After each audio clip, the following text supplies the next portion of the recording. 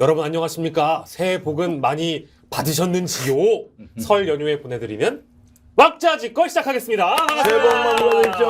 안녕하십니까. 새해 복 많이 받으십시오. 여러분 마셨습니까? 마셨습니까? 마셨습니까? 예. 떡국도 많이 드셨고요. 저 일가 친척들 만나가지고 좋은 덕담 하셨길 바라겠습니다. 자, 월요일에 저희 왁자지껄 함께 하고 있는데요. 오늘 함께 하실 분들 소개해드리겠습니다. 우리 김용민 평안하고 이사장님 나오셨습니다. 네, 안녕하십니까. 어서 오십시오. 설 특집을 맞아가지고 대체 이럴 때는 그 한복을 입는데 네.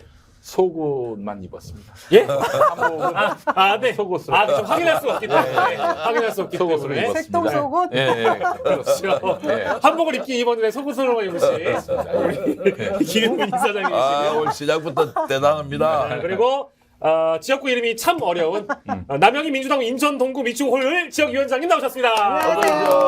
어서 오십시오. 한 살 더 먹으니까 슬프죠. 아닙니다. 예. 복 괜찮아요? 많이 받으십시오. 아이, 복 많이 받으십시오. 그래도 또 저기 그 대통령께서 나이를 또 이제 줄여주셨기 때문에 올 설 연휴에 나이 얘기할 때 그 얘기를 참 많이 하시더라고요. 2살 어려진 거 아니냐? 39살 된 기분이 어때? 이제 이런 질문 좀 받아봤기 때문에 아무튼 네 분 다 이제 좀 2살 어려지신 거 축하드리고요. 네. 예. 그리고 변희재 미디어 누구요? 네. 김건희를 위해서 그렇게 낮춘 건가? 만 나이를? 역대 그런가? 최연소 영부인 50대를 아직 안 넘었어요. 김건희가. 그런 생각이 좀 들었습니다. 예, 이따 주제와 연관된 얘기일 수 있어요. 자, 우리 변희재 미디어워치 대표님 퇴근상 드립니다. 안녕하십니까. 다 한 번 빠졌습니다. 네.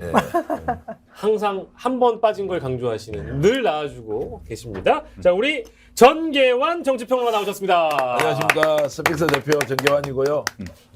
지금 뭐 새해 덕담 많이 나누셨습니까? 이렇게 인사했죠. 예. 저는 그렇게 인사 안 하겠습니다. 그럼요. 혹시 이제 새해 가족들, 친지들 만나서 좀 싸우셨죠?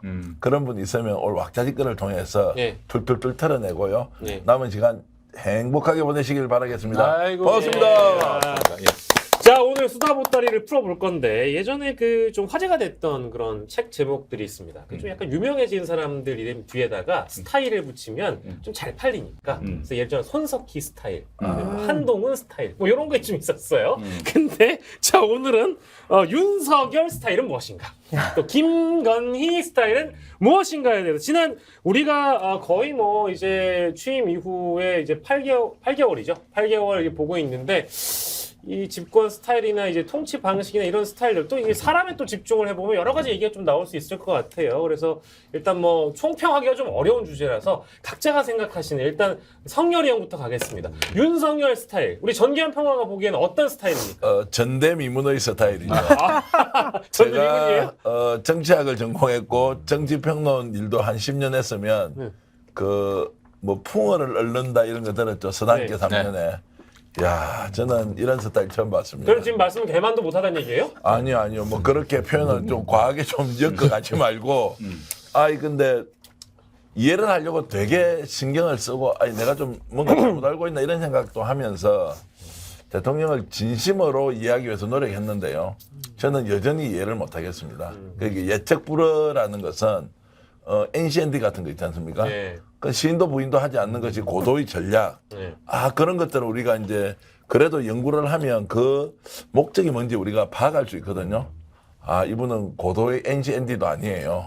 막 달리는데 왜 저렇게 하는지 이해가 안 되는 경우가 너무 많은 거예요.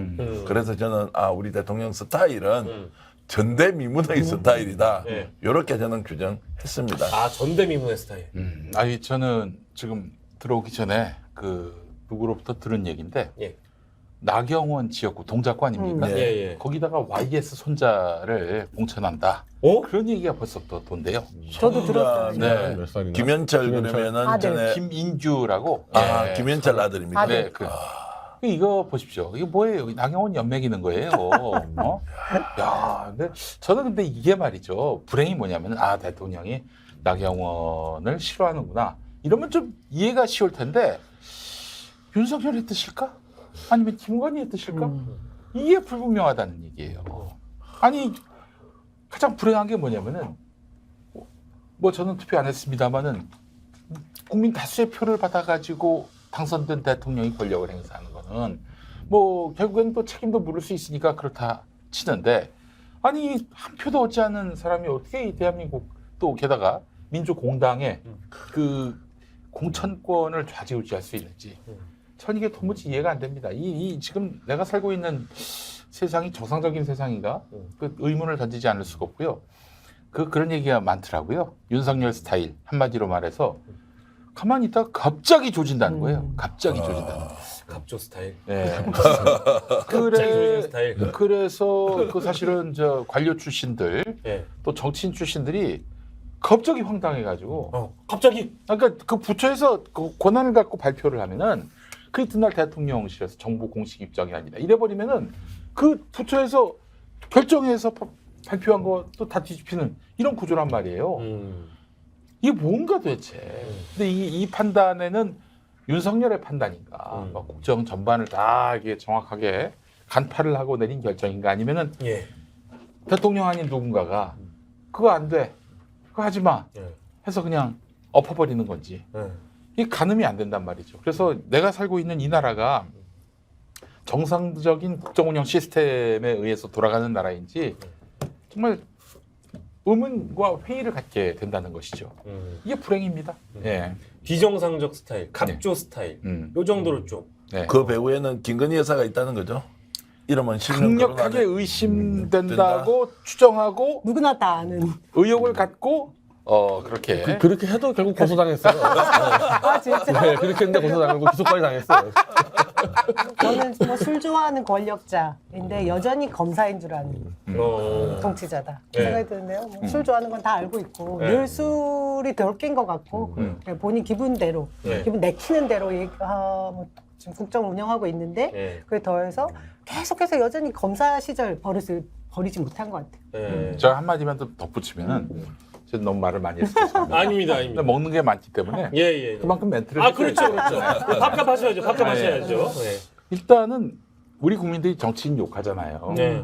아무 권한도 없는 우리 저 원외 위원장인 남영희 위원장님도 정치인이라고 싸잡아서 비난을 하는데 억울하시더라도 정치인이기 때문에 어쩔 수 없습니다. 근데 일반 국민들이 정치인들을 비난하는 그거는 주권자로서 권력을 위임하거나 위임해달라고 요청하는 사람을 상대로 한 그런 비난이기 때문에 그건 민주공화국에서 당연한 겁니다. 그런데 윤석열이 정치인을 불신한단 말이죠. 열도를 불신한단 말이죠. 이것도 다른 문제예요. 정치검사 출신 윤석열은 정치권에 대해서 혐오감을 갖는데 혐오감이 어떤 주권자로서 혐오감이 아니라 이 새끼들 털면 다 나오는 범죄자인데 뭐 예비 범죄자 아니야? 심판자. 혐의나 다 있잖아. 이거예요. 자기 이제 완전히 밑바닥으로 보는 거죠. 그러니까 이 정치인들 밑바닥으로 보다 못해서 아예 정치까지 밑으로 보기 때문에 자기 발 아래로 보기 때문에 그렇죠. 그냥 지멋대로 한단 말이죠. 정치의 그 과정과 정의를 깡그리 무시하고 생략하고 지멋대로 하려고 한단 말이죠. 그래서 지금 국민의힘 보십시오. 저 그 공당이 말이죠. 저렇게 처참하게 짓밟혀가지고 아니 게임의 룰이 바뀌고 골대가 바뀌고 그리고 심지어는 나가려고 하는 사람들이 못 나가고 세상 1, 2, 3등 중에서 1, 2등이 못 나가게 된 거 아닙니까? 이런 말도 안 되는 상황을 우리가 지금 두 눈 뜨고 보고 있단 말이에요. 그게 참 슬퍼요. 예.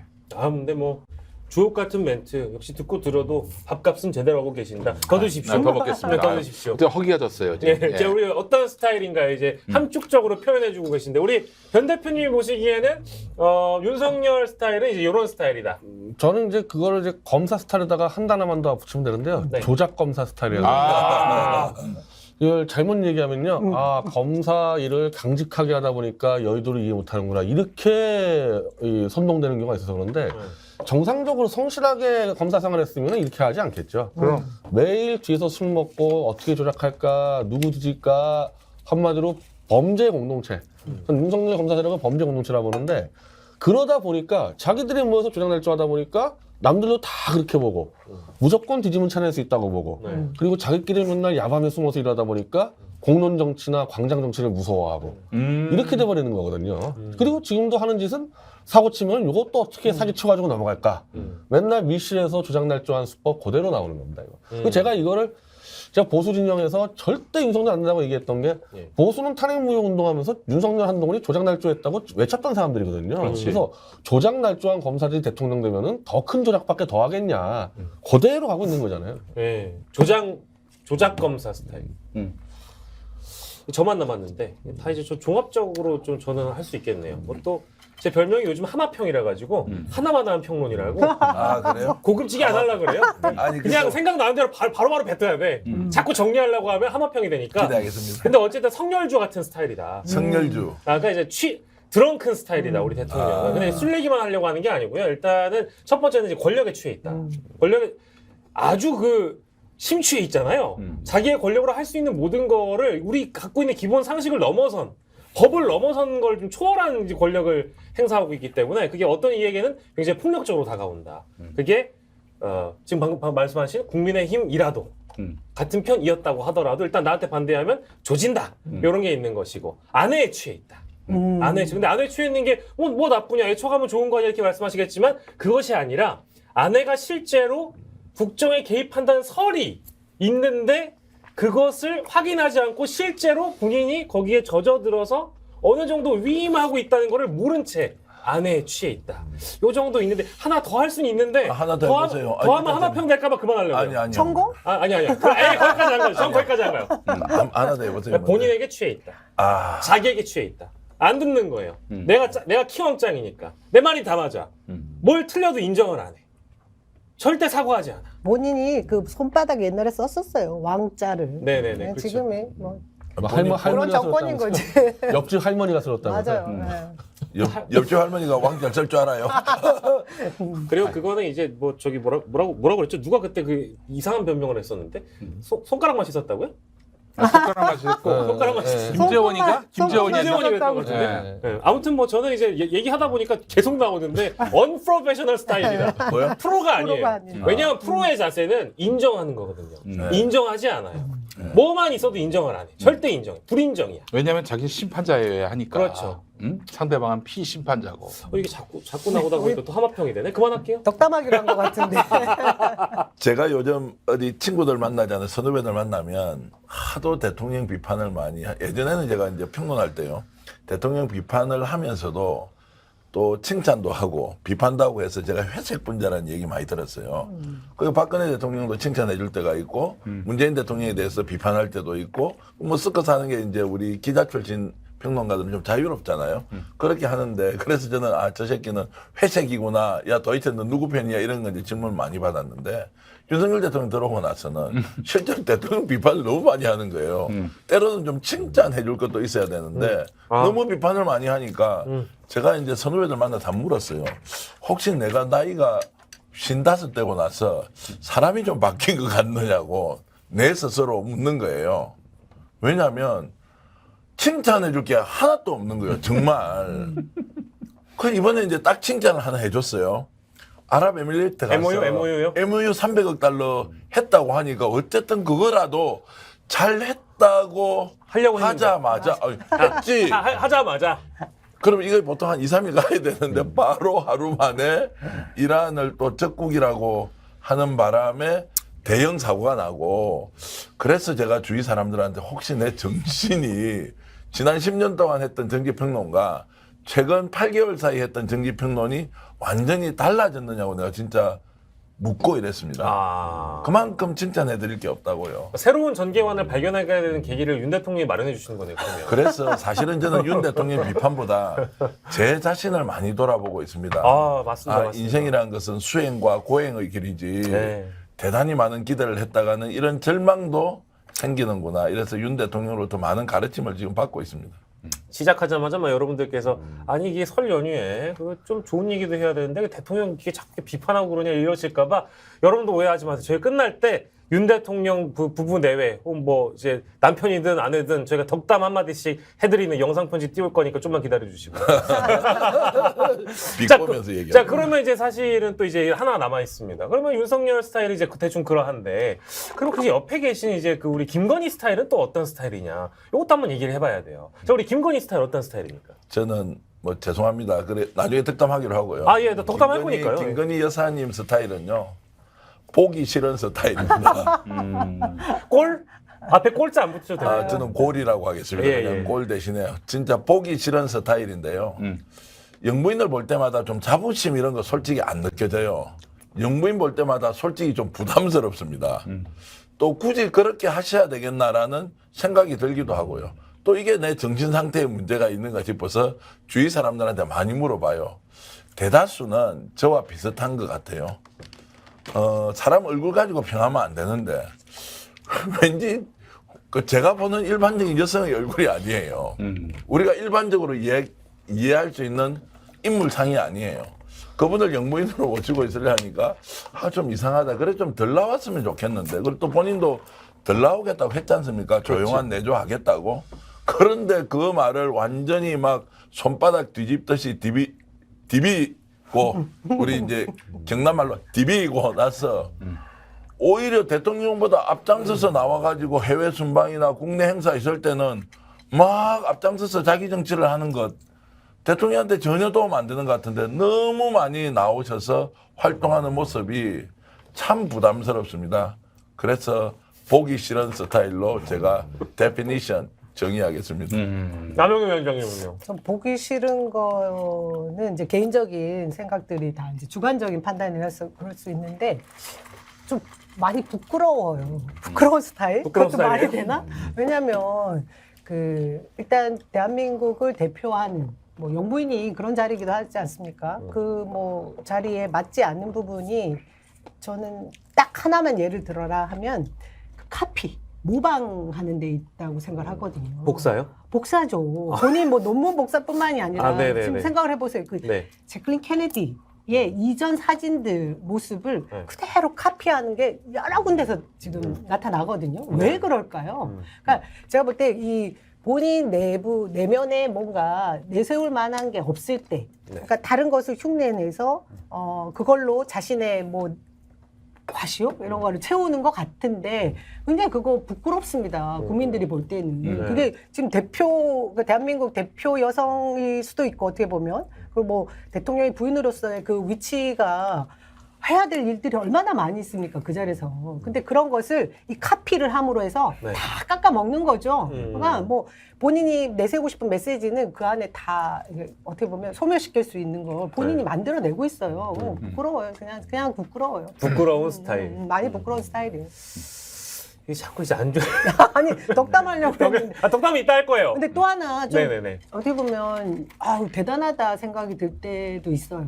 저는 사실 이렇게 성형이라는 걸 잘 모르는데 굉장히 어려운 거거든요. 그 말씀 조심하셔야 돼요. 조심해야 되는 게 뭐냐면 예. 저희가 뭐 이전 이후 계속해서 변화되는 모습들을 눈으로 확인하지 않습니까? 예.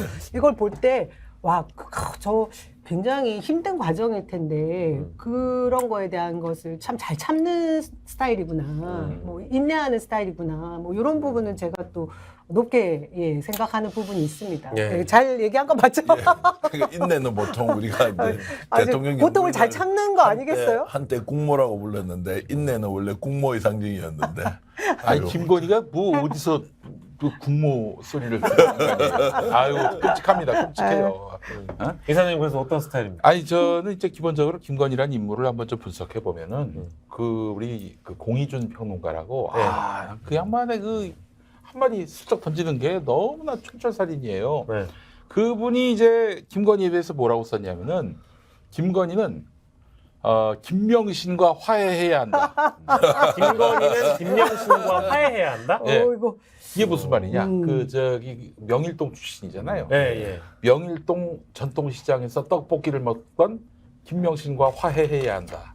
이게 풀텍스트예요. 네. 이게 뭐냐면은 네. 지금 김건희가 추구하는 삶은 뭐 완전히 최상류층의 그 포지셔닝 되길 바라는 거 아니겠습니까? 그렇죠. 아니 그 명일동 전통시장에서 떡볶이 먹던 자아를 완전히 부정하는. 네. 그러니까 그 자아가 굉장히 빈곤하니까 날마다 그냥 성형에다가 뭐 논문 표절에다가 경력 위조에다가 그런 거 아니냐 이거예요. 네, 예. 부끄럽더라도 그리고 뭐 한심하더라도 생각할수록 입을 킥이라 하더라도 자기 살아온 과거를 사랑할 줄 모르는 사람에게서 무슨 철학을 신념을 읽을 수 있겠는가. 나의 과거는 이렇게 시작하는 노래가 있지 않습니까? 행진. 화해 행진. 나의 과거를 사랑할 수 있다면 예. 사랑하지 않는 거예요. 그래서 화해를 해야 된다. 그러니까 지금 끊임없이 이게 뭐 성형 의혹 나오는 부분들은요. 성형했잖아요, 사실은. 의혹은 아닙니다. 네, 사진이 성형을 하고 증명하는데요. 뭐 끊임없이 그러고 있고 뭐 날마다 이 이마에다가 뭐 옆에다가 구두약을 바르는 그런 아니 구두약 맞아요, 목사님? 구두약 아닙니까? 지사장님 그래도 전문용어로 흑채 흑채라고 합니까? 흑채예요? 죄송합니다. 구두약 말티오 구두약. 예, 까만색 있잖아. 그 아니, 여기까지 이렇게 바르시는 거 아니 그럼 도대체 그렇게 브랜나루도 왜 그렇게 하는 거예요, 대체? 탈모가 있으셔서 그런 거 아니에요? 제가 그냥 추측하건데 네. 얼굴이 작아 보이고 싶은 것 같아요. 그렇구나. 그래서 머리도 가채를 좀 하는 것 같고 여기 뭐 이게 왜 좀 라인을 변형시키는 거죠. 근데 머리가 더 커 보이지 굉장히 않아요? 노력하는 거예요. 얼굴이 작아 보이려고 그 주변을 아니 키운다. 그렇게 그 흑채 그 커다란 뭐 이거까지 하면 또 뭐 머리가 더 아니, 커 제 보이지 않나? 생각이에요. 아 근데 이제 여사님도 여기 이렇게 다 아주 이렇게 두껍게 바르시긴 하는데 사실은 그 대통령도 보면 여기 이렇게 다 바르시는 것 같더라고요. 이쪽 한때 앞쪽에도. 후보 때. 한때 후보 때. 요즘엔 안 바르시고. 안 하시죠. 아니 윤석열도 얼굴이 크잖아요. 그러니까. 아니 그러니까 그걸 발라서 남들이 봤을 때 좀 화나고 밝아서 기분을 좋게 하면 좋은데 얼굴도 작아 보이고 그러면 참 좋은. 아니요 저는 이거 바르고 오니까 좀 무서워서 저 무슨 큰일 나 났나 경극 출연한 줄 알았어. 근데 이제 제가 그 굉장히 보면서 노력하는 거죠. 항상 돋보이려고. 김건희를 보면은 그 저기 관저에 예. 그 변기가 뭐 2천만 원 넘는다고 했잖아요. 또 사는 곳이 또 아크로 비슷하고 이런 거 보면은 야 이게 자기가 자기의 어떤 그런 삶의 어떤 그런 그 수준을 통해서 자기를 포지셔닝 하려나 보다. 최상류층으로. 예전에 그 저기 뭐야 그 이 김건희 씨 하고 나름대로 좀 과거가 있었던 분 중에 한 분이 그 태권도 옆에 계셨던 분. 어디 뭐 회장님이라고 하시는 안혜욱 분이요? 회장님, 안혜욱 안혜욱 회장님 예, 말씀은 예. 그냥 그 양반이 저기 한 번은 연락을 받았다는 거야. 그 김건희가 결혼한다고. 그 결혼한 시기는 이제 90년대 제 1회 결혼식인데 그 얘기를 잘못 들어가지고 이 양반이 노보텔 아시죠? 노보텔. 강남에 있는 거요? 네. 예. 노보텔에서 한다고 그랬는데 잘못 들어가지고 러브호텔에서 한다고 그래서 아니 최은순이가 나름 밥숨 좀 뜨는 최은순인데 어떻게 자기 딸 결혼식을 러브호텔에서 하나 그랬었다고요. 예, 어쨌든 예, 노보텔이 꽤좀 이름 있는. 그렇죠. 예. 예. 노보텔은 뭐 네, 꽤 크고 유명하죠. 러브호텔로 잘못 알았. 왜 땀이 나죠? 어. 1회 결혼식이었습니까? 제 1회 결혼식. 예. 원래 러브호텔을 경영하다가 그래도 러브호텔로 성공해서 정식 호텔까지 올렸어요. 그래요. 진짜요. 그래봐야 어쨌든 신부는 러브호텔 집 딸이죠. 아유. 근데 저희 재밌는 게 예. 러브호텔 그 증축 불법 증축하다가 최은순 씨가 기소가 됐었어요. 아. 기사가 있어. 찾아보면은 아. 기소했던 검사가 의정부지검의 홍만표 검사라고. 그 홍만표. 그 홍만표예요? 그렇지. 진짜요? 네, 노무현 대통령 저기 수사했던 검사하고 사랑의 교회 법조인 선교 회장 했던 그런 분. 우리 뭐 이왕 이렇게 나간 김에 네. 더 이제 좀 얘기를 하면 그 UAE 방문해서 김건희 여사가 만수르를 만났지 않습니까? 만수르 만나가지고 그다음에 한국에 오세요, 뭐 연락하세요, 뭐 이런 외교를 하셨어요. 근데 그걸 보고 진짜 제클린 케네디를 계속해서 흉내내 왔던 김건희 여사의 그 진짜 마지막 한 점이 아닐까 뭐 이런 얘기를 하더라고요. 그러니까 최종적으로 앞으로 또 어떤 좋은 관계를 계속 맺겠다라는 의지의 표현 뭐 이런 얘기까지 하더라고요. 그러니까 얘기가 나간 김에 이게 한 지금 뭐 횟수로는 1년 아니겠습니까? 1년 동안 남편이 정치하는 거 보니까 성이 안 차. 본인이 좀 무대에 서야겠다라는 마음을 먹었던 거고 그래서 이제 서문시장 한 거예요. 맞죠? 연고모님.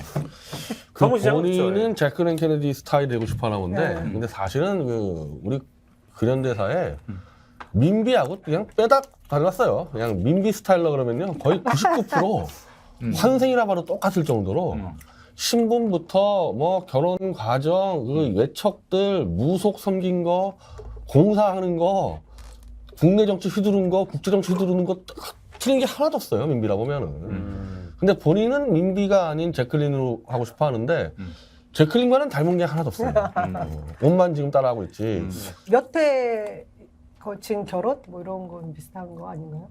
아, 저도 그 어쨌든 케네디가 죽은 다음에 결혼한 거고 그 당시 이제 제클린은 나이가 29살 땐가 영분이 돼가지고 최연소 너무 젊었고 근데 나름 어쨌든 인터뷰 전문 기자여서 지식층에 속해 있었고 전공이 프랑스어여가지고 그 미국도 이제 어떻게 보면 유럽에서 떨어져 온 나라 아닙니까? 그래서 원래 이 왕족들이 사실 다 영국까지 포함한 불어를 썼기 때문에 그렇죠. 지금도 이 불어를 써야지 서구 사회에서는 이제 왕족 대우를 받는데 제클린은 불어를 완벽하게 해가지고 유럽만 나가면은 난리가 나는데 제가 말한 거랑 지금 김건희랑 닮은 게 뭐가 있습니까? 지금 얘기한 거랑. 아 영어 잘하잖아요. 유지 그거 보면 영어 잘하잖아요. 최고의 그 언어 실력을. 리얼리 이것도 했죠. 하도 거짓말을 많이 하니까 거짓말하는 거 욕해도 이제 욕하는 사람만 입맛 아프고 그렇지. 조용한 내조 하겠다고 해놓고 하지도 않는데 해외 순방 갈 때 대통령 트랩에 내려오는데 대통령이 서야 될 자리에 본인이 있어서 그 아랍에밀레이트의 그 이제 뭐 장관이든 차관이든 의전하는 사람들이 너무 당혹해하는 모습. 그렇죠. 막 나와달라고 하고 막 그랬었잖아요. 본인이 대통령 국군 통수권자가 봐야 되는 그 이제 악거분의 안에서 컴퓨터를 여사가 보고 있고 대통령이 뒤에서 요렇게 하는 모습은 야 진짜 이 나라 대통령이 누군지 그거 저 못 보셨구나. 7월에 나토 갔다 오고 예. 트랩에서 내려오는데 이준석이 나왔지 그 당시 당 대표였으니까 윤석열한테 이랬어. 근데 김건희한테는 이랬어요. 본 것 같아요. 예. 그러면 그 당시에 그 이준석 전 대표 알고 있었지. 그 알고 친구는. 있었구나. 명석한 친구야. 지금. 아, 예. 누구에게 더 이제 극진한 이 나라 권력이 그때 어디 그거는 기울어져 이준석이는 있는지. 그때 대통령과 갈등 부렸을 때 대통령실로 갔다요. 불렀던지 갔는데 김건희만 있었다는 얘기가 지금 파다하거든요. 그래서 김건희 만나고 왔다 그래서 그때 이준석은 파악을 했겠죠. 근데 우리 진실은 이제 결국 드러나게 돼 있잖아요. 짧은 기간 숨길 수는 있는데 김건희 여사가 국정에 직접 개입한다는 이야기는 저는 최소 여당 쪽에 있는 사람, 국회의원 또는 대통령실 출신들한테 10번 이상 들었습니다. 그 저기 제가 처음 의혹 제기한 건데 네. 체리 따봉. 예. 그 맞아. 대통령하고 대화를 나눈 것 같지만 실상은 김건희 아닐까요? 그러니까 그것도 이제 전 따져봐야 그렇다고 봅니다. 되는데 저 그렇게 그래서- 생각해요. 그래서 여권에 있는 사람들한테 한 10번은 제가 들었다. 그러면 사실이 아니라고 보기 어렵잖아요. 그 지금도 깊이 개입하고 있다. 그럼 이걸 국민들이 어떻게 이해할 것이냐. 대통령 부인이니까 당연히 대통령 국정 운영의 동반자로서 도와준다. 그 도움의 범위가 어디까지 이제 국민들이 관용하느냐 이런 거 따져야 되는데 지금 본인이 저렇게 이제 적극적으로 나와서 활동하는 것이 대통령에게도 국민에게도 집권에 도움이 되지 않는데 어떤 캐릭터이기 때문에 저렇게 적극적으로 활동을 하느냐. 저는 사실 아까 보기 싫은 스타일이라고 했지 않습니까? 제가 갖고 있는 상식 체계가 완전히 무너졌어요. 아하. 대통령에 대한 것, 대통령 영부인에 대한 것, 그리고 우리 국민들이 저런 대통령 영부인을 진심으로 존경하고 살아야 되나? 뭐 이런 것도 제가 도저히 받아들이지를 못해가지고 좀 자중하면 안 됩니까? 우리 박 에디터 자중을 좀 하시면 안 됩니까? 우리 왜 저한테 영부인께서. 아니 내가 하도 답답했어. 왜 저렇게 활동하셨어? 본인에게도 대통령에게도 도움이 안 되는데 조언하는 사람도 없고 당당하게 오히려 이걸 진짜 어떻게 설명해야 됩니까? 이제는 숨길 생각이 없는 것 같은데요. 그러니까. 이제 아예 드러내놓고 이제 본격적으로 활동하겠다는 이제 선전포고를 한 것 같은데 이번에 UAE 가가지고. 아니 그 정치 심리학자 김태형 선생 말씀은 뭐냐면은 너무 궁금했거든요. 아니 따라쟁이라는 얘기를 들을 수 있는 건데 왜 자꾸 가서 저기 케네디 부인 코스프레 게다가 또 저기 오드리 헵번 코스프레 그거 하는가? 그랬더니 그게 김건희의 가장 큰 보람이라는 거예요. 보람이요? 예. 그러니까 그 인생은 누구를 자꾸 흉내냄으로써 내가 그렇게 된다라는 착각 속에 빠져 있다라는 그런 의미? 심리학자가 그렇게 분석하신 거죠? 네. 뭐 모방은 또 이제 계속 모방을 하게 되면 모방이라고 생각하지 않는 거야. 아니, 성공 경험에 대한 확신이 있는 거죠. 그죠? 네, 뭐 그런 것 같습니다. 복사 아니, 계속 지금 그러니까 본인은 이 과정의 정의나 그러네요. 이런 거에 대해서 관심이 없어. 그 논문 표절해서 박사 받았다 아이고. 하더라도 다 드러났으면 개망신 당한 거 아닙니까? 반납을 해야 되는데 반납 안 하는 이유가 야 내가 이 효절하느라고 얼마나 고생을 했는데 이걸 왜 포기를 해? 그리고 본인과 뭐 엄마 그들이 저질렀던 뭐 여러 가지 범법 행위들도 알아서 그들이 검사, 경찰 뭐 그들이 알아서 다 덮어주고 계속 그렇게 그래서 살아온 거죠. 뭐. 현직 검사한테 붙어가지고 뭐 살았다는 의혹이 있지 않습니까? 아유 말 큰일 났네. 의혹이 있습니까라고 하셨고 그 지금 얘기 나온 김에 그러니까 사실은 이제 스타일을 한번 짚어보고 이제 이 시점에서 이 스타일에 대한 질문을 던지면 되게 사람이 그렇잖아요. 지금 우리가 현 시점에서 나라는 인간에 대해서 한번 되돌아보면 나의 성향과 나의 스타일이 어디에서 기원한 건지를 고민해 볼 수 있잖아요. 특히 이제 예를 들면 윤석열 스타일은 뭐 예를 들면 검사라는 출신 배경이 될 수도 있고 뭐 아니면 집이 잘 살아가지고 이제 모자람 없이 자랐기 때문에 내가 키왕짱이라 가지고 권력을 막 폭력적으로 휘두르는 거일 수도 있고 막 여러 가지 이런 스타일에 영향을 주는 거거든요. 그럼 아까 이제 각자 이제 분석하신 다 이제 분석해 주잖아요. 윤석열 스타일을 그렇게 분석하신 그 배경과 왜 어떤 도대체 연유와 배경이 있었기 때문에 그런 스타일을 가지게 됐을까? 요걸 한번 얘기해 보면 좋을 것 같아요. 본인의 이제 수준에 맞는 자리가 아니죠. 저는 그것이 무지하건 또는 무능력하건 무책임하건 다 떠나서 지금 대통령이라는 자리와 영부인의 자리가 이 두 사람한테 맞지 않아요. 너무 큰 자리에 앉아 있고 이걸 감당하려니까 원래 살고 있는 스타일대로 막 하는 거예요. 국민들이 일반적으로 이해하는 대통령과 대통령 영부인이 아니에요. 그럼에도 이 사람들이 이걸 알고 빨리 바꿔야 될 거 아니에요. 국민들이 바라는 대통령 요 정도 수준은 돼야 된다. 영부인의 역할은 요 정도 돼야 된다. 이런 게 기준이 있잖아요. 그걸 가지고 누가 시비를 걸겠어요? 성형수술을 1000번 만번을 했던 그건 누가 시비 걸 일이 아니잖아요. 조용한 내조를 통해서 어쨌든 국정 운영에 크게 도움을 주고 있는데 우리 사회에서 저런 영부인 인생가 너무 좋습니다.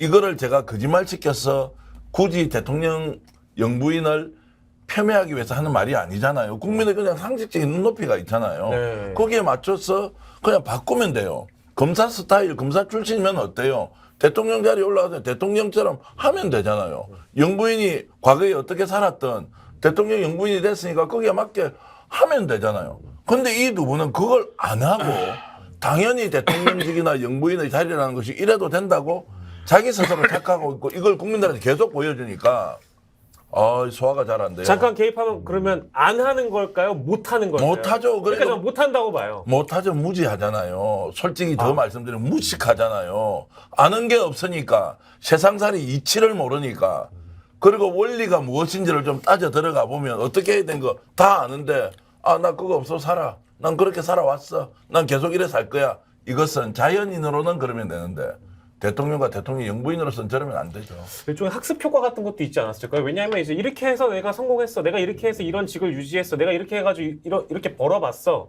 돈도 벌었어. 뭐 어떻게 했어. 이제 이런 거에 대한 학습 효과도 분명히 있었던 거예요. 대통령 자리를 너무 쉽게 먹었죠. 그러니까 김대중 같은 경우 대통령 40년 동안 4번 도전해가지고 뉴 DJ 플랜으로 우리가 기억하는 92년도에 그럼. 있는데 그거 말고도 3-4번 바뀌었어요. 40년을 대권 도전했으니 실제 죽을 뻔도 하고 얼마나 그랬으니까. 바뀌었겠습니까? 그러면서 이제 40년간 동지를 모았으니까 수천 명 있잖아요. 어쨌든 준비된 대통령 되는 거고 김대중까지 아니더라도 박근혜, 문재인, 뭐 이명박만 하더라도 10년 이상은 준비했어요. 그리고 몇 번씩 선거도 떨어지고 뭐 박근혜만 하더라도 경선 떨어지고 뭐 이런 경우가 있었는데 이 사람들은 그냥 검찰로 양쪽 진영에 박근혜 한 번 수사도 털고 조국 한 번 털고 끝냈어요. 그러니까 자기들의 장기인 조작 수사로 해가지고 떴지 정치력 발휘해서 온 게 하나도 없으니까 그렇지. 바뀌어야 될 그런 기회가 없었죠. 엄밀하면은. 바꿀 필요는 못 박살이 느꼈지. 났어야지 뭘 바꾸는데 조작 수사 2번으로 뜨니까 야 조작이 먹히는구나 그대로 조작이다 이렇게 되는 거죠. 바꿔 얘기하면 바꿀 수 있는 기회라는 거는 이제 그들이 느끼기에는 내 인생에서 실패의 경험이 없다. 실패했어야죠. 정치 처음 들어왔을 때 한두 번 실패했어야지 바뀔 생각이 있는데 국민들이 그냥 무서운 줄 들어왔으니까. 알아야지. 국민들이 무서운 줄 알아야 되는데. 그래서 이게 제가 이제 어렸을 때 저도 뭐 다시 인터넷 신문이라고 창업으로 들어왔는데 그 벤처 창업하는 젊은 애들 있잖아요. 이런 애들이 있어요. 한 40대까지 그냥 쫙 달려가지고 코스닥 동업들 있잖아요. 네. 그러면은 사업을 한 번도 실패한 적이 없는 애들이야. 아.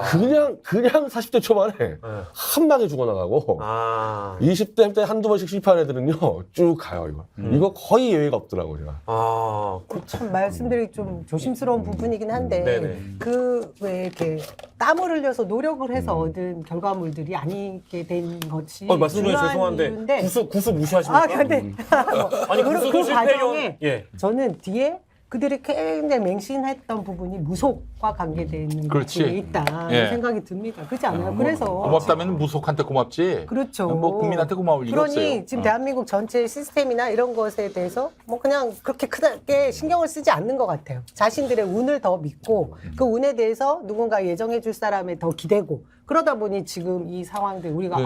말도 안 되는 상황이야라는 것까지 가게 되는 게 아닌가. 저는 사실 그 지난 대선 때 윤석열은 안 된다라고 확신하고 믿었던 이유가 우리 국민들이 아무나 함부로 대통령 시켜주지 않습니다. 그렇죠. 그 지난한 어떤 정치적 그런 고난의 과정, 역경의 과정을 거친 다음 서사가 그래서 있어요. 충분히 국민에게 감사하고 또 국민을 두려워할 줄 아는 그런 상황에 이르렀을 때 대통령 시킨다고 보거든요. 근데 그 모든 그 나름의 어떤 그 통념과 이런 기대들이 다 허물어졌어요. 그래서 대통령이 됐을 때는 정치 입문 1년도 안 된대요. 네, 야, 어떻게 이런 일이 6개월? 가능한가? 그렇지. 7월인가 그때부터 정치를 시작했으니까. 야, 그래서 정말 제가 그때 너무 큰 멘붕이 왔고 이런 사람이 과연 국민을 고마워할까? 국민에게 고마워할까? 그리고 국민을 두려워할까? 이런 생각이 또 들었었어요. 아니나 다를까 지금 국민을 완전히 개무시하고 지멋대로 질주하는 정권이 됐지 않습니까? 근데 실제로 그런 것 같아요. 그래서 뭐 그런 법칙이 있다고 하더라고요. 뭐 한 15년 정도는 정치를 해야 충분히 선거에 나가서 낙선도 해보고 당선도 돼봐야 그 사람에게 그 기회를 부여한다. 그런 뭐 통념이 아니라 데이터로 그렇게 나왔거든요. 근데 윤석열은 뭐 지금까지 검찰총장이 된 것도 뭐 다 임명직이었지 사실은 무슨 뭐 국민 투표로 된 게 없잖아요. 정당에 대해서 정치에 대해서 아는 게 없잖아요. 그 가까이 하는 사람들 보십시오. 이상민, 한동훈, 이런 사람들, 아주 가까이 있는 사람들. 그들에 대해서는 절대적 신뢰를 보냅니다. 그 더탐사의 그 청담동 술자리 보도 또 그 한동훈의 집에 방문했을 때 그 건을 갖고 그 고통을 주라고 그렇게 얘기했지 않습니까? 이게 그 다른 장관, 뭐 심지어는 뭐 총리 그들의 의기여도 그렇게 얘기하지는 않았을 거예요. 자기 패밀리에 대한 강한 애착, 그리고 패밀리 아닌 특히 관료나 정치인들에 대한 그런 개무시 이런 것들은 좀 위험한 그런 수준의 그런 인간관계가 아닌가 하는 그런 생각이 들어요. 제 스스로도 그렇고 우리 국민들이 윤석열 대통령 취임 이후에 정말 독종으로 바뀌고 있다는 생각이 저는 많이 들어요. 독종. 왜냐하면 집권 초기에는 보통 찍어주지 않는 사람들 대통령 잘하라고 박수 치잖아요. 그럼 제 기억으로는 뭐 문재인 대통령, 박근혜 대통령, 뭐 역대 보수 진보 정권 다 할 것 없이 초기에는 한 70%, 80% 갔다가 점점점 이제 국민들한테 그 실제 내용을 이제 보여주면서 뭐 지지율이 떨어지고 등락을 거듭하는데 이거는 뭐 들어서자마자 몇 개월 만에 30%, 20%까지 갔다가 이렇게 이제 오고 있는데 이런 국민의 이제 경고를 저렇게 완전 무시하잖아요. 그리고 오히려 그것을 보수, 극우화된 사람들을 결집하는 수단으로 쓰면서 콘크리트 지지층을 만들어 놓고는 이제 국민들이 다 독종으로 바뀌어버린 거죠. 그렇지. 그리고 상대를 이제 죽여야 되는 놈. 내하고 이제 박영식하고 앉아 있는데 박영식하고 내하고 정책 색깔이 달라. 밥도 안 먹어. 그런 국민이 지금 40% 됐다는 거 아니에요? 그걸 가지고 언론에서 보도를 하는데 보고 어처구니가 없는 게 그걸 누가 만들었어요? 국민들끼리 밥도 먹지 않는 국민이 정치적 성향이 달라서 10명 중에 4명이다라는 걸 누가 만들었냐고요. 야, 나 영식아 네가 찍은 사람 이번에 대통령 됐는데 나는 안 찍었지만 참 그래도 참 대통령 노릇은 하고 있네. 야, 이번에 내가 진짜 안 찍어서 미안하지만 너가 잘해라 이렇게 하고 내가 찍은 사람이 되고 박영식 야, 이 사람 그래도 인정할 만하네. 이렇게 가는 게 정상국가 아니에요. 그러면 그것이 비록 내가 지지하지 않았던 대통령이 한다 하더라도 뭐 그럴 수 있겠다고 생각하고 또 생업에 열심히 종사하고 다음에 그럼 여의도에서 막 경쟁을 또 할 거 아니에요. 야, 그때 누굴 뽑지? 오늘은 뭐 당감을 뽑을까 아니면 홍씨를 뽑을까 아니면 대감을 뽑을까 먼저 이렇게 해서 막 골라잡기 하면 재밌잖아요. 이렇게 만들어야 되는 사람이 대통령, 영부인, 여당, 야당, 정치 뭐 이런 건데 이런 게 이제 다 없어지고 이제 우리는 총칼만 안 들었지 원수끼리 사는 국가를 아이고. 그렇게 하고 이제 언론 그렇게 부추기죠. 정치인 부추기죠. 대통령 그렇게 하죠. 영부인 그렇게 하죠. 야, 이 나라 누가 이렇게 만들었어요. 그 이제 그 지금 집권하신 분들이 문재인 정권 때 이제 국민을 뭐 두동강 내놨다라든지 이제 국민 통합이 없는 뭐 적폐청산만 하다가 임기 끝낸 대통령이라고 비판을 했지만 그때의 어떤 여론의 양극화와 지금의 상황을 보면 지금이 오히려 더 많이 극단의 대립을 더 치닫는 상황인 것 같아서 그게 더 마음이 아프고 실제 이제 같은 연장선상에 있는 얘기긴 한데 저는 사실 국민의 절반 이상이 지지하지 않는 지금 결과를 우리가 받아들이고 있잖아요. 그 절반 이상도 사실은 지금 40% 회복한 지 얼마 안 됐어요. 얼마 전까지만 하더라도 20대 초반, 20대 중반이었단 말이에요. 저는 이렇게 봅니다. 이게 지금 그 날리면 바이든 조사 있잖아요. 그때 바이든으로 들은 사람이 70%가 넘어요. 날리면이라고 나 확신하는 사람이 20% 초반이거든요. 그게 진짜 지지도라고 저는 봐요. 그게 실제 20% 초반이 콘크리트 지지도인 것이고 저는 그 지지가 정치적 지지가 아니고요. 윤석열 대통령 한 인간에 대한 지지가 아니라 전 종교적 신앙이라고 생각해요. 더 이상 떨어지지 않는다. 아, 그 사람들은 좌파 집권은 절대 안 된다고 이제 이 뭉쳐져 있는 사람들이에요. 윤석열 지지가 아니라 그렇습니까? 저쪽 민주당 촛불 진보 좌파 집권은 막아야 된다는 게 한 20% 정도의 노년층. 그게 지금 남아 있는 거거든요, 윤석열 지지층으로. 지금 모든 여론조사 지표가 윤석열에게 유리한 거는 40, 윤석열에게 불리한 건 60. 60. 이 구도로 지금 맞아요. 정확하게 네. 윤석열의 국정 수행 지지도 포함해서 다 정당 지지도도 정확하게 수렴이 됩니다. 이 총선 가보세요. 지금 40%가 올라간 것만 우리가 주목하는데 지금 반대편이 결집하는 거는 너무 개무시하는 경향이 있어요. 그들은 그냥 마음에 안 드는 정도가 아니라 투표 때 반드시 심판하겠다고 이를 갈고 있는 사람들이에요. 지금부터. 이 상황을 갖고 40% 뭉쳤기 때문에 우리가 평작은한다 이렇게 생각한다면은 정말 큰 오산입니다. 부동층이 한 30-40% 돼야 40% 뭉치는 게 의미가 있는데 부동층은 거의 없어요. 지금 우리 사회는. 아마 보수 진보 가리지 않고 대통령이 이렇게 못할 것이라고 예상한 사람 몇 명쯤 될까요? 그 여론조사 아마 없을 겁니다. 진짜 없을 거예요. 없진 않아요. 나는 이미 얘기해냈어. 죄송합니다. 아니 우리 목사님을 내가 빼놨네. 아니 왜냐면 한 번도 정치를 경험해보지도 않았고 국민에 대한 고마움이 없는 저 사람들이 그리고 늘 조작과 그 날조로 여기까지 성공한 사람들이 과연 정상적인 정치를 펼칠 수 있겠는가? 이건 상식의 문제입니다. 저는 취임식 하기 전에 퇴진 집회 먼저 했어요.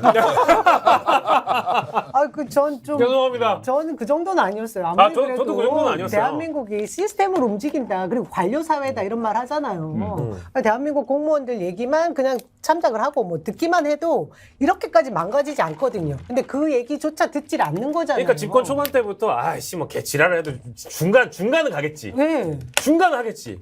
근데 이게 뭐 완전 초반부터 이게 막 막박하시기니까. 와르르. 제가 인수위 시절에 삼청동 가서 그래도 저 대구 경북에서 올라오신 분들도 있고 어떻게 하느냐 또 어떻게 돌아가느냐 이런 얘기도 듣고 조언도 하고 이렇게 이제 할 기회가 좀 있었습니다.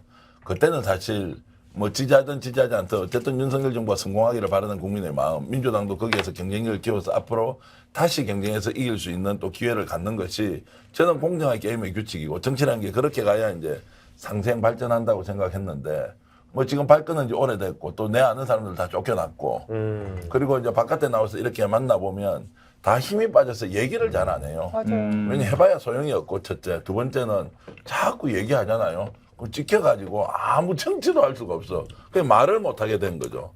그 중에 하나가 뭐냐면 대통령이 이런 국민들을 지독하게 만들어 놓고요. 한편으로는 제가 설마 검찰이 저렇게까지 하겠나. 왜냐하면 눈에 너무 보이잖아요. 드러내놓고 노골적으로 특정인을 끝까지 표적으로 잡아 넣겠다고 하는 거를 실행을 해버리네요. 처음에는 그것도 야 이게 미쳤구나 하고 있는데 그런 행동이 한 번이 아니라 2번, 3번, 5번, 10번 정도 하니까요. 와 이게 실제 상황이구나.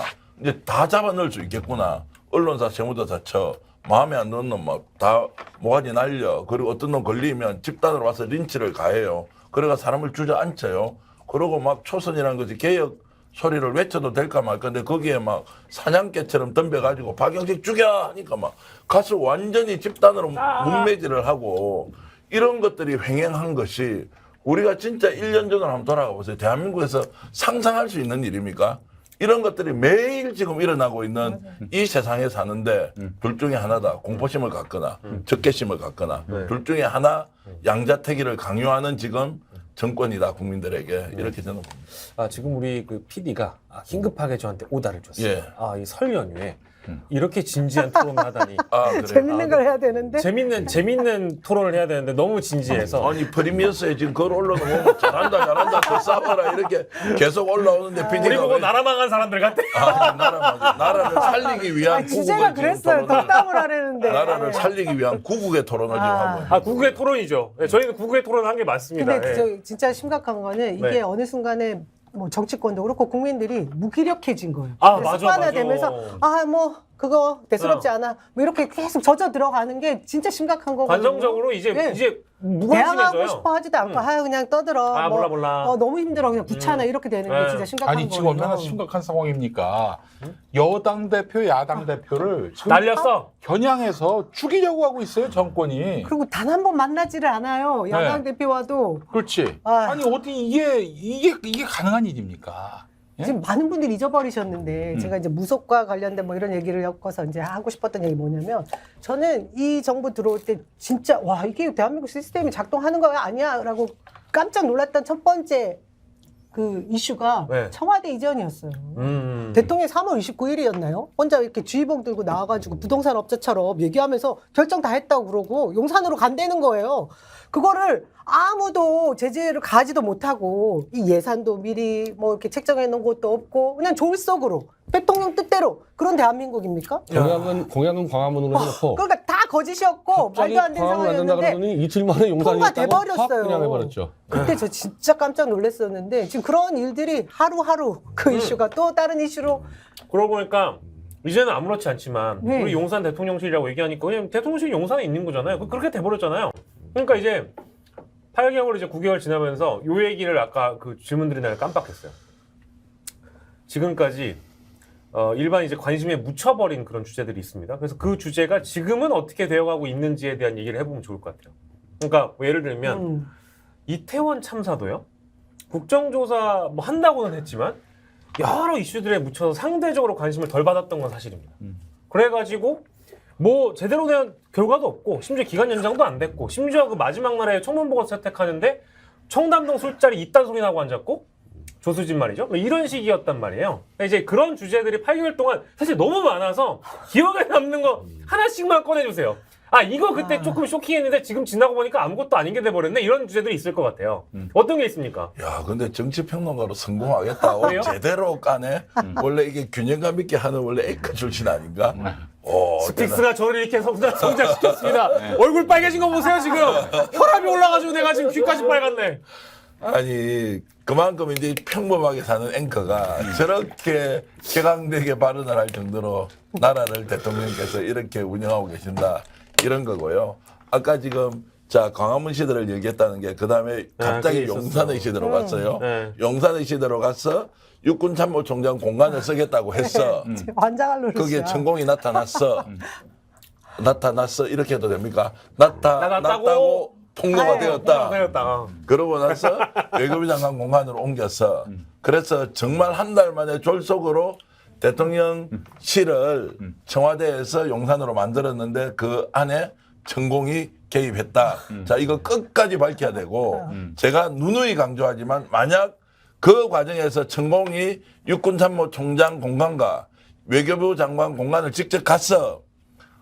주술적으로 또는 무속적으로 이 땅의 기운을 봤다는 사실이 밝혀지면 어떻게 할 건지 국민의힘 대통령실은 미리 밝혀야 한다. 또 두 분께서도 네. 대통령이나 영부인께서도 그게 사실이라면 해퍼닝이라고 미리 말씀하시든지 아니면 거기에 대해서 책임을 지겠다고 하든지 반드시 이것은 묻고 따지고 가야 한다.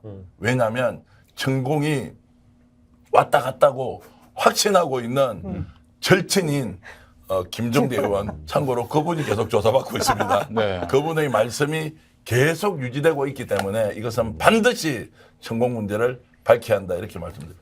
저는 두 가지를 지적하고 싶은데 그 두 가지 다 큰 건이고 네.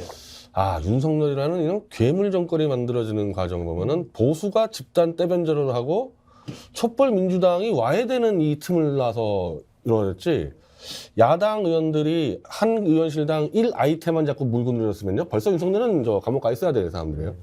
이거 생각해 보세요. 아까 우리 용산 얘기했었는데 아니 분명히 광화문이라 그랬는데 어떻게 이틀 만에 용산으로 바뀌냐. 이게 문제되니까 김재원 최고위원이 네. 원래 용산이었는데 광화문 그러면은 골치 아플까봐 그러니까 용산 나가면 골치 아플까봐 네. 광화문이라고 그냥 국민 속였다 선거 때. 거짓말이야. 이거 그러면 대선 자체를 사기쳤다는 얘기잖아요. 용산 갈 준비 다 해놓고 광화문 간다고. 이거 하나만 물고 늘어서 이게 버틸만한 사람입니까 이게?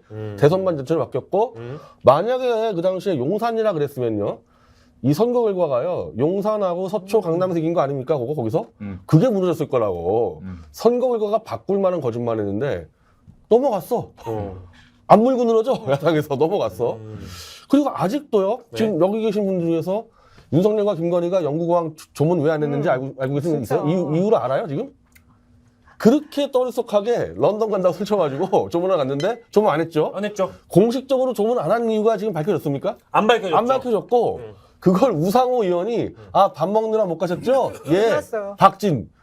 이거 왜 안 따집니까? 왜 안 했는지를 따져 물어봐야죠. 이런 진짜 것들을. 사건이었죠. 즉 야당 의원들이 이상하게 와해되고 무너지면서 요 틈에서 이 정권이 버티는 거예요.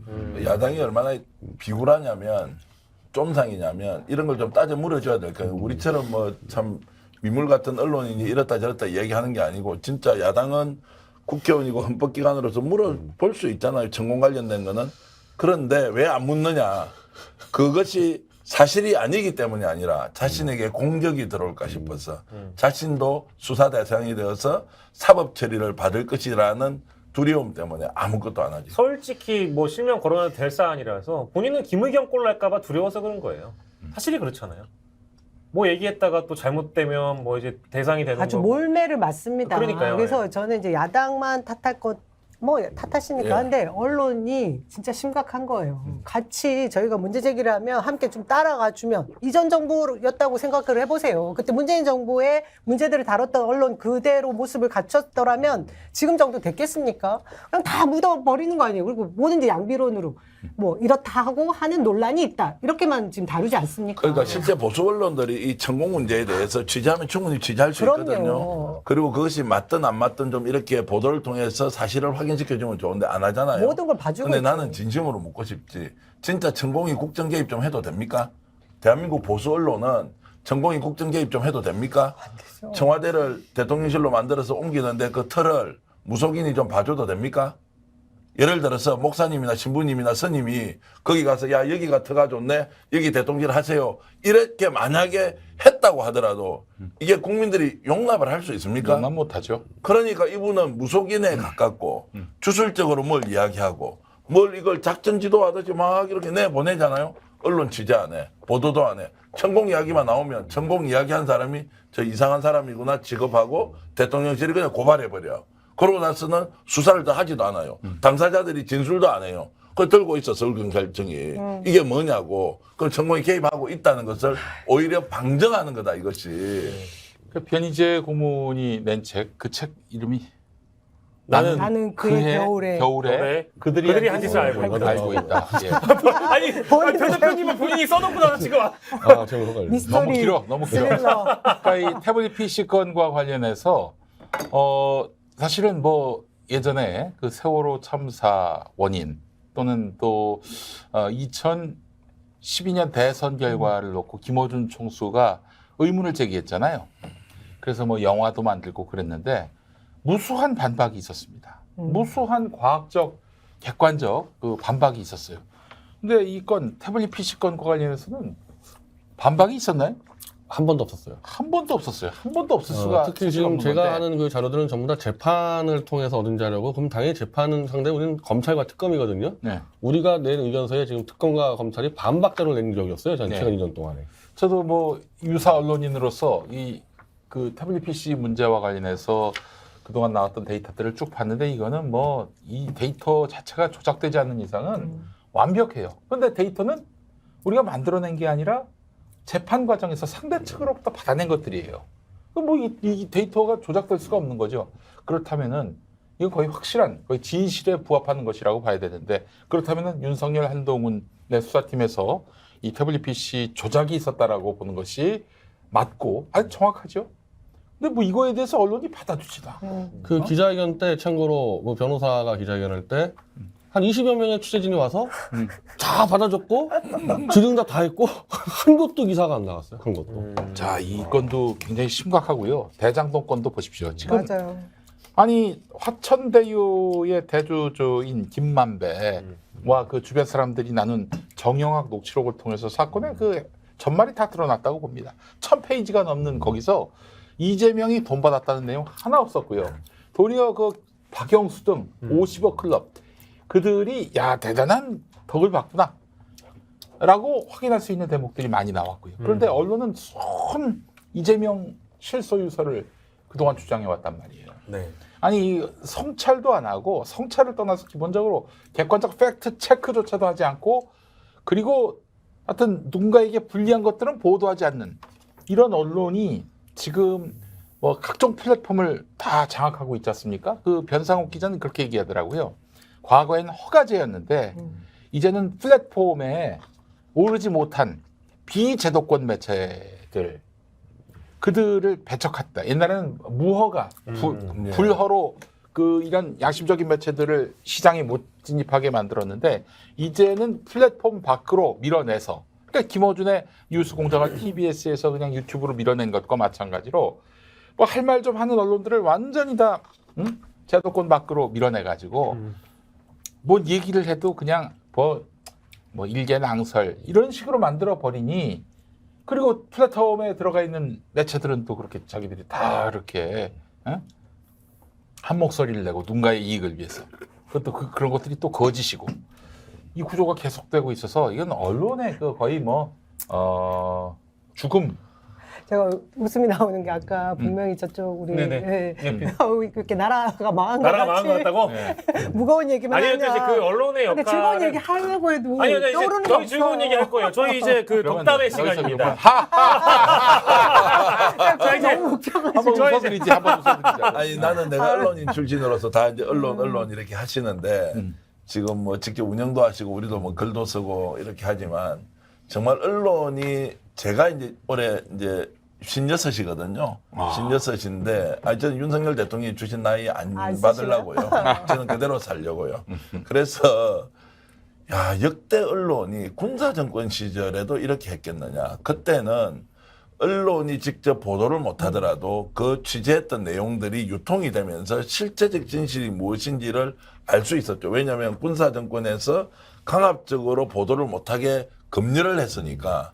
근데 지금은 아까 우리 김용민 이사장 말씀하신 것은 네이버가 플랫폼의 실질적인 이제 여론을 장악하고 거기에 등록되는 언론사가 제한되잖아요. 이제 이런 것들을 가지고 통제한다는 거고 여기에 자본이라는 게 묶이고 정치 권력이 묶여버리니까 결국 언론이 할 말 자체를 안 하고 두 번째 차라리 거기에서 기생해서 사는 것이 더 낫다고 생각하니까 보수 진보 언론 할 것 없이 실제적 진실은 취재하지 않는다. 자, 김종대 우리 전 의원이 천공 폭로했지 않습니까?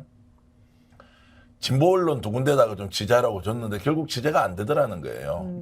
근데 그 언론이 진보 언론인지 아닌지도 사실은 잘 모르겠어요, 요즘은. 네. 그래서 정론직필이라는 것은 우리나라에 사라져 버렸고 오히려 그렇게 말하는 사람이 이상한 사람 취급받고 또라이 되고 그러면서 사실인 거는 못 듣는 척하고 넘어가 버리고 이제 태블릿처럼 사실 아닌 거는 딱 잡아서 바로 고소 고발 그래서 처벌 이제 이런 방식으로 이제 계속 악순환되니까 언론이 더욱더 굴종적으로 사는데 이것은 정권 욕할 것도 없다. 네. 진짜 언론 사주들하고 기자들한테 우리가 통렬하게 반성하고 언론 정신이 뭔지를 다시 생각하라고 나는 촉구해야 한다고 봅니다. 아니 그 상대가 문재인 정권이었으면 이렇게 했겠어요? 응? 안 했잖아요. 좀 일관됩시다 좀. 네. 사람들이 일관되게 사는 건 어려운 거 알아요. 나 좀 일관됩시다. 왜 정권 따라서 이렇게 언론의 기능이 수행됐다가 안 수행됐다가 그럽니까? 예, 맞는 말씀입니다. 예. 평화나무가 또 이제 그 선두에서 그 역할을 하실 거잖아요. 앞장서신 분이 우리 변 고문이시죠. 변 고문은 윤석열에 대해서 입장이 바뀐 적이 없어요. 아, 그렇죠. 초지일관. 취임 전부터 이제 퇴진 운동을 하셨다고 아니, 하니까. 취임 그 뭡니까? 그 윤석열이 뉴스에 난 순간부터 쓰레기라고 했던 양반이에요. 자, 알겠습니다. 자, 오늘 저희가 굉장히 화기애애한 시간을 나라 망한 듯 토크한 거 아닙니다. 화기애애한 시간을 지금부터 5분 내로 가져볼 거예요. 자, 우리 용산에 계시는 두 분께 드리는 영상 편지 시간입니다. 뭐 길면 길고 짧은 시간 뭐 알아서 쓰시면 되고요. 저부터 할게요. 이거 뭐 BGM 아무거나 깔아주세요. 성열이 형, 건희 누나, 그 해외 나가시면 말 좀 조심하시고요. 뭐 그냥 뚫린 입이라고 막 얘기하니까 이게 지금 나라가 진짜 어떻게 될지 모르겠어요. 저기 외교부 공무원들 생각도 좀 해주시고 실수는 본인들이 하셨는데 밑에 사람들이 다 죽어날라 그래요. 그리고 저희 해외 나가서 사시는 우리 교민들 걱정도 해야 되지 않겠습니까? 그러니까 이번 순방은 그렇다 치자고요. 근데 다음 순방에 나가실 때는 제발 부탁입니다. 아무것도 하지 마시고 써준 대로 읽으시고 그렇게 하시면 좀 뭐랄까 평가는 야박하지 않을 것 같습니다. 감사합니다. 새해 복 많이 받으세요. 네. 접니까? 예, 그렇습니다. 예, 참 우리나라가 이제 사계절이 있는 나라고 참 아름다운 관광자원으로 가득합니다. 대통령의 직을 던지고 이렇게 민간인으로서 우리 아름다운 금수강산을 누비시고 그렇게 또 즐기시는 예. 그런 모습도 삶이 좀- 어떨까 하는 네. 생각이 듭니다. 이 예. 국정이란 게 아무나 하는 게 아니잖아요. 특히 아마추어가 담당할 일도 아니고 그리고 게다가 또 이 부당한 방법으로 권력을 찬탈하신 분 아니겠습니까? 일말에 그런 어떤 그런 염치가 있다면 그만두는 게 좋지 않겠는가 이런 생각이 들고요. 덕담 좀 알았는데. 덕담하세요, 덕담. 독담이에요, 독담. 맞아요, 독담이. 뭐 군수에 맞지 않는 그런 권력을 쥐고 그렇게 피차간에 피곤할 일은 하지 말고 그렇게 관광을 즐기시다가 그리고 뭐 얼마나 되겠습니까? 한 3, 4년 감옥 갔다 오고 뭐 그러면 되지 않겠는가 하는 게 제 생각이고 그렇습니다. 자, 우리 모두를 위한 행복의 길 윤석열 퇴진입니다. 이건 덕담이 아니죠.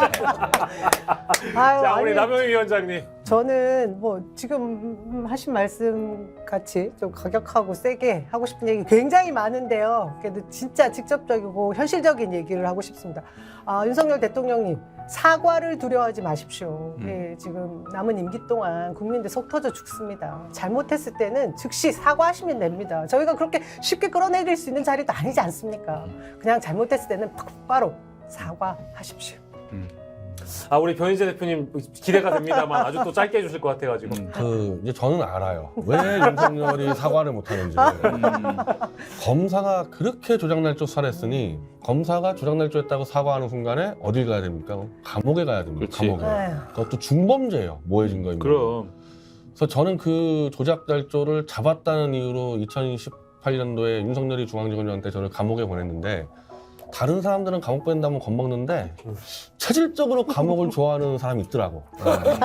그래서 제가 이번에 책을 내서 제가 감옥 생활도 많이 적어놨는데 저는 감옥 같은 거 두려워하지 않기 때문에 저는 막을 방법이 없습니다. 그래서 완벽하게 저를 잡아다가 특검제 4팀장이었던 윤석열, 한동훈 당신들이 조작한 걸 다 잡아서 책으로 출판까지 하고 대통령실은 어떻게 접수한지 몰라가지고 제가 한동훈하고 한동훈 부인한테 줬고 강신호한테 줬으니까 윤석열 씨는 한동훈하고 상의하고 김건희 씨는 강신호과 상의해서 자백을 해라.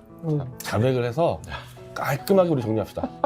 상반기 안에. 우리 식의 덕담이야. 예, 알겠습니다. 우리 식의 덕담이야.